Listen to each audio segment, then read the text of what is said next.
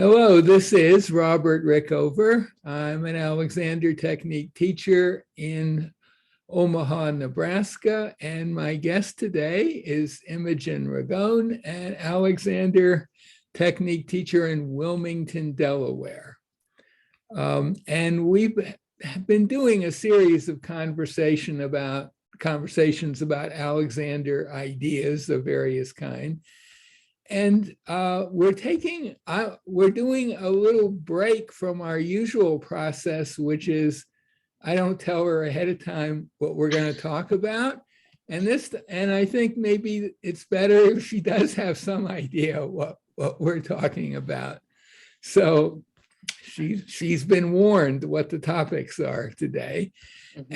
And for this interview, I want to discuss the word notice and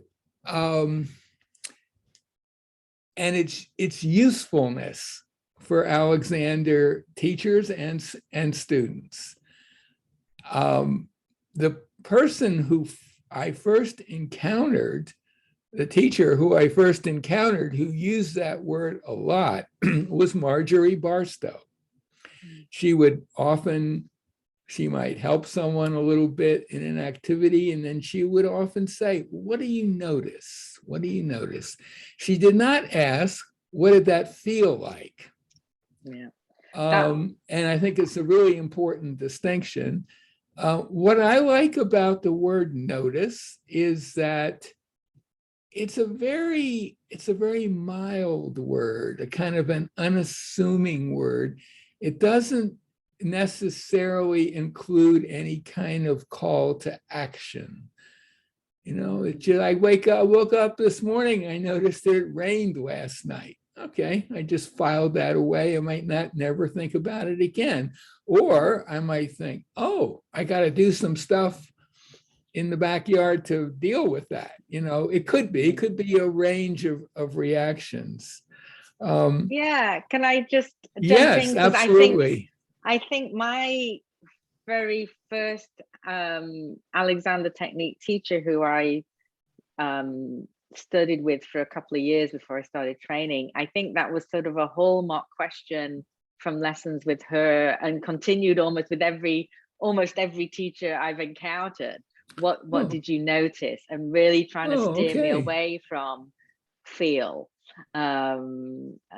which I'm sure in the beginning I was very much, oh, that felt this, you know, because that's where we go. And it was an attempt to, no, just what did you notice about that? But I agree with you. It's lighter, it's milder, and to me, it's helps you create a little bit of space between you and the thing that you noticed, which so you're present to it, but you're not like in it, like a feeling. You can kind of be down in it, and you can also try and create it. And there's all other problems with possibly with the word feel, but notice is like it, I think it helps you stay out of that and have that little bit of space.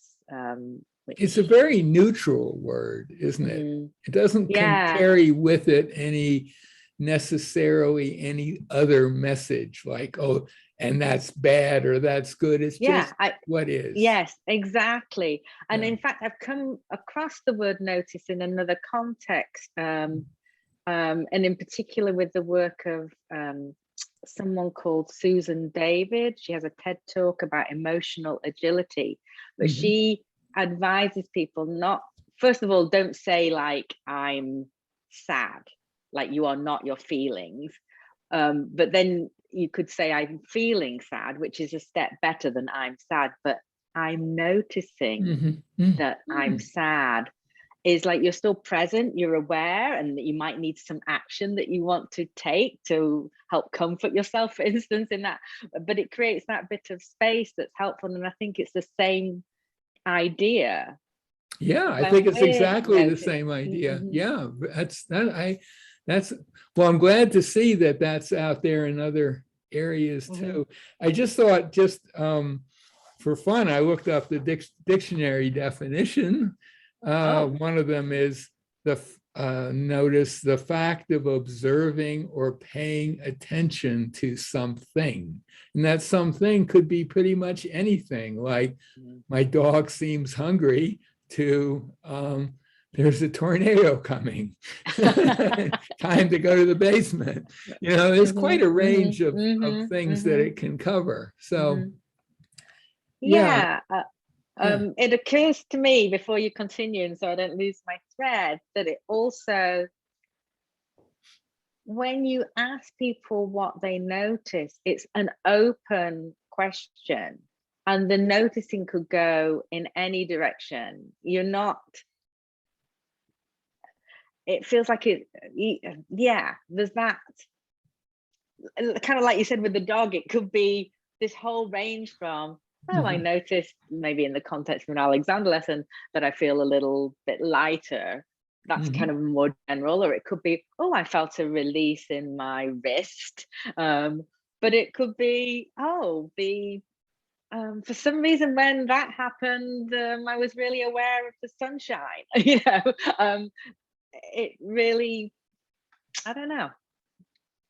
Yeah, I think it's a great word. It's a perfect Alexander technique teaching and learning word, because it is kind of open-ended. It's not I guess the word is prescriptive, or what's that the right word? Prescriptive of doing anything about it. It's just a great word. And honestly, I don't have a lot more to say. Do you have? I just think it's a word that I think it just needs to be appreciated a little more. Yeah, I think one other benefit, when I'm kind of explaining why it's more helpful than feel, is that it really takes the burden off having to feel anything. Because then some people can feel, like less than, because they didn't feel a release in whatever, or no. But when it's just like a really open notice, and you can notice that you didn't perceive anything, I guess you could, I don't know, it just seems to take some of the burden off. There's and not a have to associated with it somehow.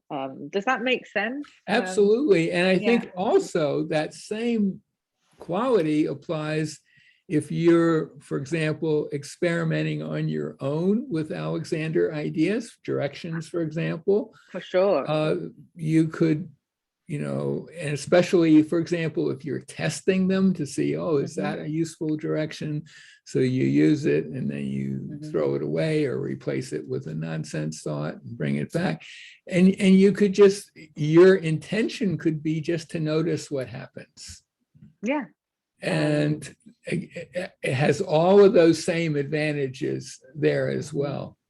I'm struck by an experiment you've had me do sometimes when we've played, with an idea, and you have me walking. And I'm thinking you've described this with students, and I've done it with students in the past, is that maybe they don't notice anything change with their quality of their walk or how they feel, but they might notice that the sound of their footsteps across the room has changed, for instance. So you can guide someone's attention to notice in different areas that they might not have thought of. But there's all different ways that we can notice. Yes. A lot of times people will say, a new student might say, it didn't seem like really much happened, but I did notice this. And I'll say, that's pretty important. So it does, it doesn't put pressure on the person to come up with the right answer. And it can open up other possibilities too. So is there anything else you want to say about that word? Just that I love it. And we even sometimes in my group classes play what I call the noticing game. Yeah, Which is just literally we go around and like, what am I noticing in this moment? And it can be just quite interesting, from visual to physical sensation to any other sensory input, cognitive. I mean, there's so many different ways you can notice, but it always seems to be a way of helping people get present and a little bit more integrated somehow. So anyway, yeah, the you know, noticing game. yeah, when Marge was teaching in groups, which is mostly what she did, she typically had students arranged in a roughly circular arrangement. And sometimes she would just say, well, what do you notice about the other people in the room? And Yeah. she making it very clear that she wasn't looking for judgments or anything like that, but what do you see? And then maybe when she would work with somebody a little bit, that you were more likely to notice the change that occurred. So that it was part of her general process of perhaps working individually often, but involving the entire group in that process. So it can open out things.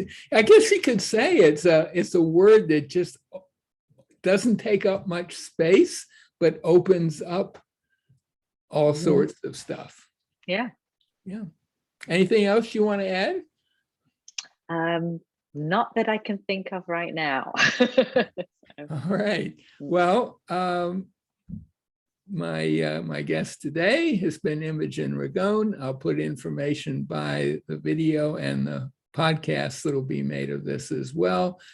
And thank you so much You're welcome. for doing this.